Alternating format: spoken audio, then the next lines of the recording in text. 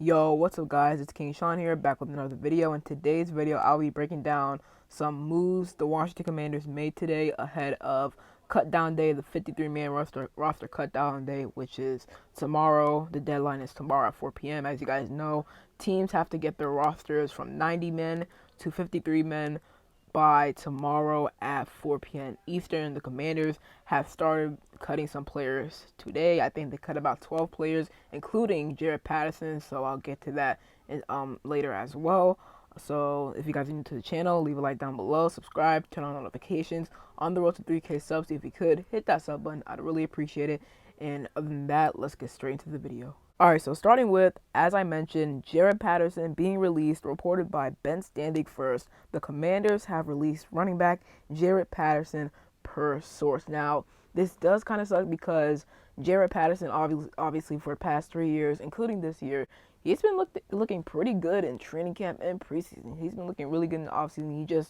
He just hasn't found a way to make the roster, and that's not his fault. I mean, he's been doing everything he can. I mean, this training camp, this preseason, he had that touchdown versus the Ravens in the preseason where he made a guy miss, which was a really, really nice touchdown. So Jaret Patterson, he's been balling out this preseason. This past game against the Bengals, he looked really good, and I've heard some really good things about him out of training camp. So, I mean, Jaret Patterson, he's been looking really, really solid. Obviously, I mean, I'm pretty sure we're only gonna keep 3 running backs. I think last year we kept 4. It was, I want to say, Antonio Gibson, J.D. McKissick, Brian Robinson, and Jonathan Williams. I want to say Brian Robinson was on the pup list for some reason because obviously he got shot, so Jaret Patterson made the roster, but I'm not 100% sure. So, yeah, Jaret Patterson, unfortunately, being released. I really hope he goes somewhere. I wish he goes somewhere that he's going to be utilized. I mean, you see what Jaret Patterson can do. He's so small, shifty, and that benefits us because defenders just don't know where he is. He's small, shifty, like I said. I mean, he can just do a lot. He could punt. I think he got some return or experience like last season with us during preseason and training camp. So Jaret Patterson, he can do a whole lot of things. And if he just finds the right team, if he just finds a team, I feel like he'll make the 53-man roster for that team, or a team just signs him off of waivers, or if he just goes into free agency, they'll sign him off of free agency. He'll make the roster, and I feel like he'll be utilized because Jaret Patterson, like I said, he can do a whole lot. I'm a huge Jaret Patterson fan, obviously. Born and raised in PG County. I'm from PG County, so always got to support PG County guys. So Jaret Patterson, wish him the best, but it is very unfortunate that he is being released from the team. Alright, and as for the other 12 players released by the Commanders, I'm going to go off this list. You guys can see on my screen right now. We released wide receiver Zion Bowens, linebacker Milo Eifler. I thought Milo Eifler looked good in preseason training camp, but we're only going to keep 4 linebackers. We released cornerback DeMarcus Fields, linebacker Farrah Gardner, Joshua Kalu, safety, wide receiver Marcus Kemp. So Marcus Kemp is not making the roster. Really wasn't surprised by that. Obviously, he's really good on special teams. He's a 6'4" guy, go up and get a guy, but we really haven't seen him on offense at all in the past. He's really more of a special teams guy, which we could use, you know.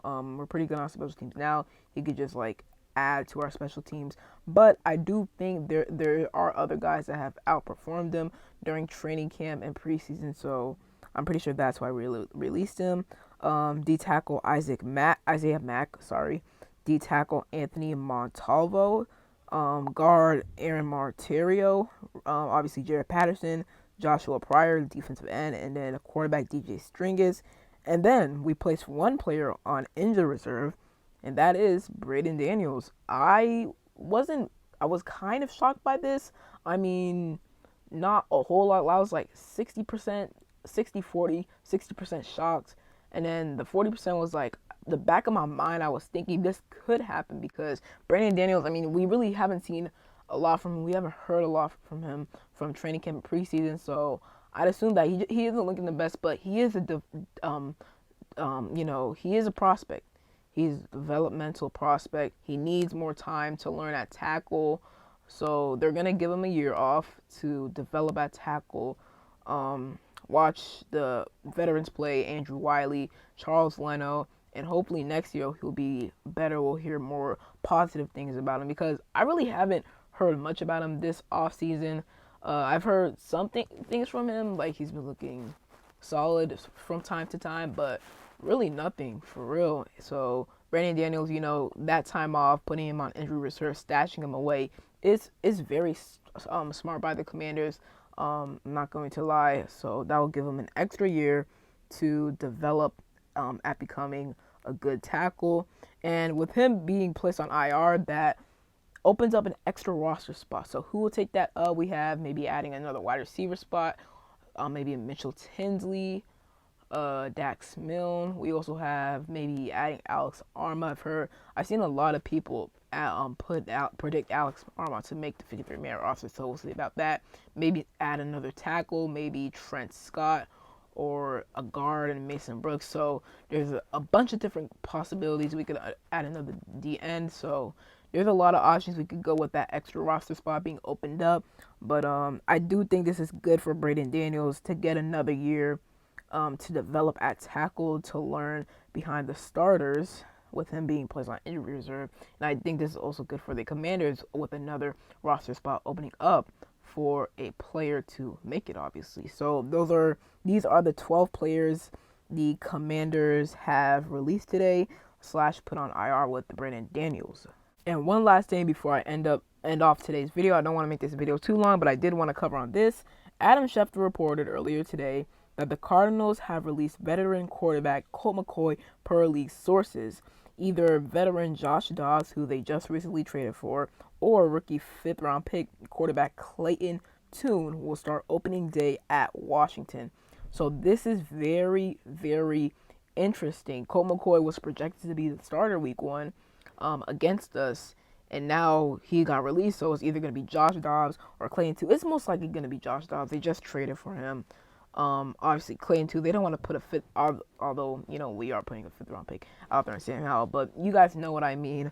I don't think they would want to put Clayton Tune out there, so they're probably gonna start Josh Dobbs, who has been in the league for a while. Josh Dobbs is solid, but we should blow out. I want us to blow out the Cardinals. I want us to beat them by at least 2 scores. If it isn't at least 2 scores, I'm not gonna lie, I'm not gonna be super satisfied, because I know it's the NFL. And no opponent is easy, but, just look at the Cardinals. Their roster, they don't have a bunch of talent. It looks like they're tanking right now for Caleb Williams, Marvin Harrison, whoever they're tanking for, they have acquired a lot of drafted. They made 3 trades last week to acquire some late-round picks for next year's draft. So it really looks like they're tanking, and I really hope we're going to beat them, but I want us to beat them big time. I want us to blow them out. Like I said, at least 2 scores, by at least 2 scores. So this is a very interesting move. Comment below what you guys think about this move.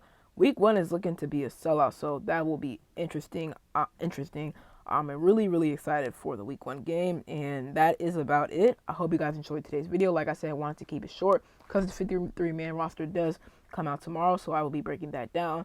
So I hope you guys enjoyed. Leave a like down below, subscribe, turn on notifications. On there with the 3K subs. Like I said, so if you could hit that sub button, I'd really appreciate it. And other than that, it's been King Sean, and I'm out, guys. Peace.